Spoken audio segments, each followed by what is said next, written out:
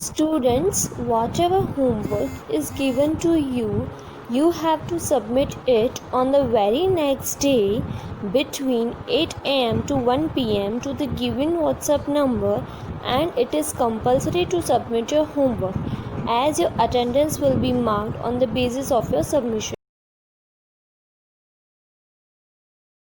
Students, in previous session we studied about the climate and climate of India. Now we will study three main seasons of our country. Winter season.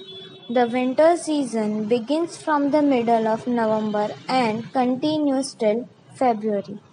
सर्दियों का मौसम नवंबर के middle यानी बीच से शुरू होता है और फरवरी तक चलता है. January is the coldest month.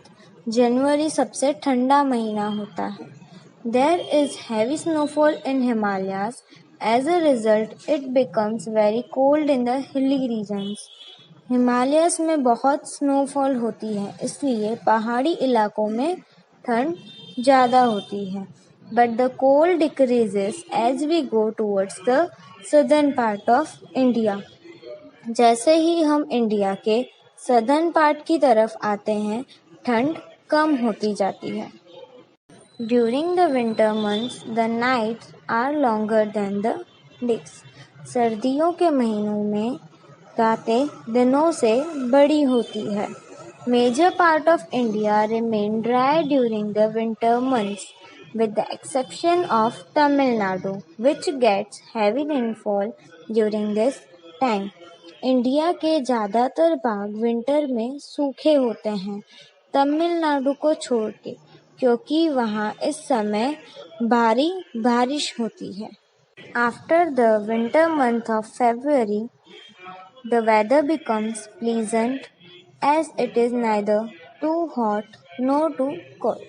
सर्दियों के बाद फरवरी में मौसम बहुत सुहाना हो जाता है, क्योंकि उस समय न ज़्यादा ठंड होती है और ना ही ज़्यादा गर्मी. Plants generally bear new leaves and flowers. इस समय पेड़ों में नए पत्ते और फूल आते हैं. This is the spring season. इसे वसंत ऋतु कहते हैं. Summer season. The summer season begins from the middle of March and lasts till June. गर्मियों का मौसम मार्च के बीच में से शुरू होता है और जून तक चलता है.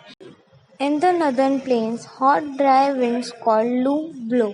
नॉर्दर्न प्लेन्स में गर्म सूखी हवाएं चलती है, जिन्हें लू कहते हैं. Dust storms are common.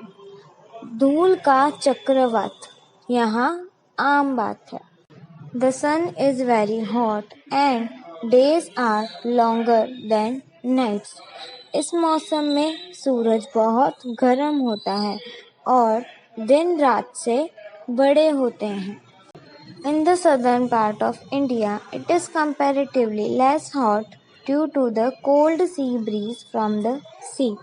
India के दक्षिण भाग में कम गर्मी होती है, समुद्र की ठंडी हवाओं की वजह से. Some areas receive heavy rainfall towards the end of summer. गर्मियों का मौसम खत्म होने के बाद किन्हीं जगह में बारिश भी होती है. Hilly areas have pleasant climate. पहाड़ी इलाकों में सुहाना मौसम होता है. That is why people from plains visit these areas during summer holidays. इसलिए लोग गर्मी के मौसम में वहाँ छुट्टियाँ मनाने जाते हैं. Mangoes are the main attraction of the summer season.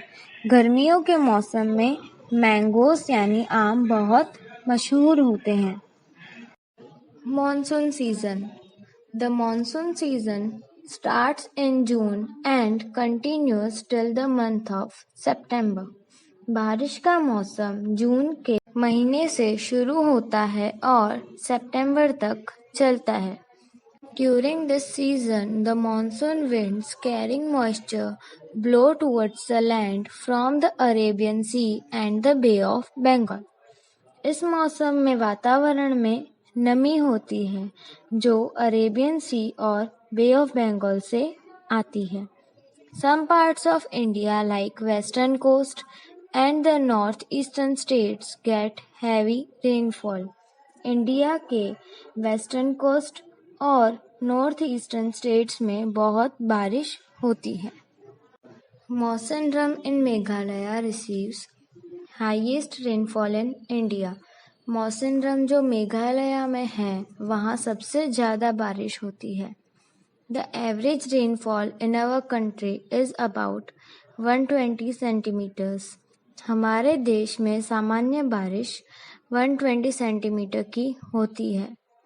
Some areas like Rajasthan and Gujarat receives less rainfall. कुछ जगह जैसे राजस्थान और गुजरात में कम बारिश होती है। The coast of Tamil Nadu remains dry from June to September. Tamil Nadu का तट जून से सितंबर तक सूखा रहता है। Here they receive rain in the months of November and January. यहाँ नवंबर और जनवरी के महीनों में बारिश होती है। After the monsoon, the weather becomes cooler and pleasant. बारिश के बाद मौसम ठंडा और सुहाना हो जाता है। Most of the trees shed their leaves. This is the autumn season. बहुत से पेड़ अपनी पत्तियां गिराते हैं, इसे पतझड़ कहते हैं। Students, I hope you all understood this chapter. We will see the exercises of this chapter in the next part. Till that, you have to read the chapter thoroughly.